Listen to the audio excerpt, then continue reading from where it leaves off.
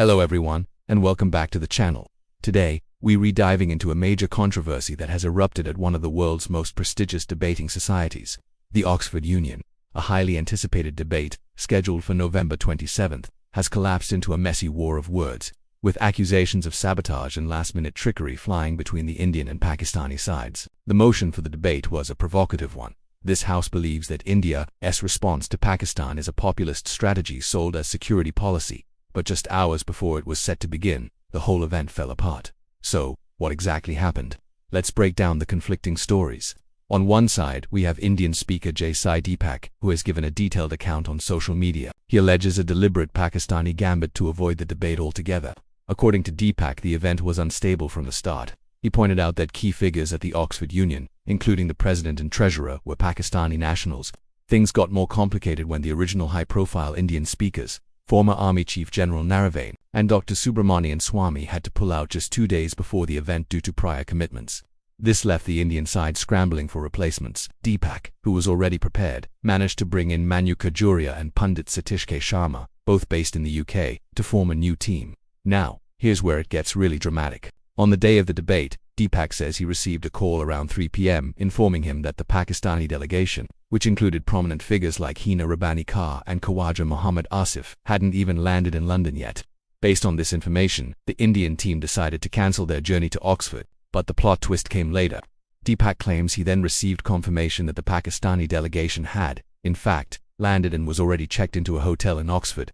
This led him to issue a blistering statement, accusing the Pakistani side of deserting the battlefield even before the battle begins, suggesting they lacked the courage to face a live debate. He didn't spare the Oxford Union either, criticizing its leadership for allowing the institution to be dragged in muck, and seemingly acting as a mouthpiece for the Pakistan High Commission. Adding her voice to the criticism, Indian lawmaker Priyanka Chaturvedi also took a jab, tweeting that Pakistan was crying again and had once more proved to be liars. Now, let's look at the other side of the story. The Pakistan High Commission in London released a completely different statement. They claimed that it was the Indian delegation that had withdrawn at the last minute, effectively handing a walkover to the Pakistani side. They framed this alleged withdrawal as a sign that India lacked the confidence to defend its security policies in what they called a neutral and intellectually rigorous debate.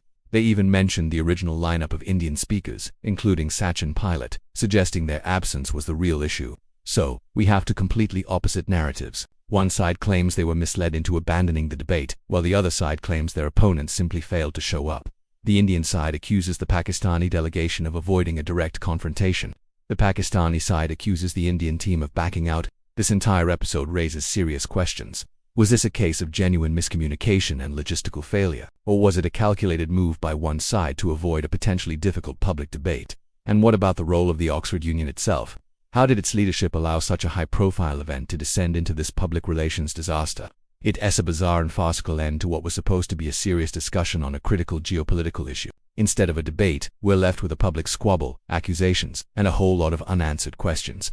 It's a situation where both sides are claiming victory, but the real loser seems to be the spirit of open dialogue and intellectual exchange that institutions like the Oxford Union are supposed to champion.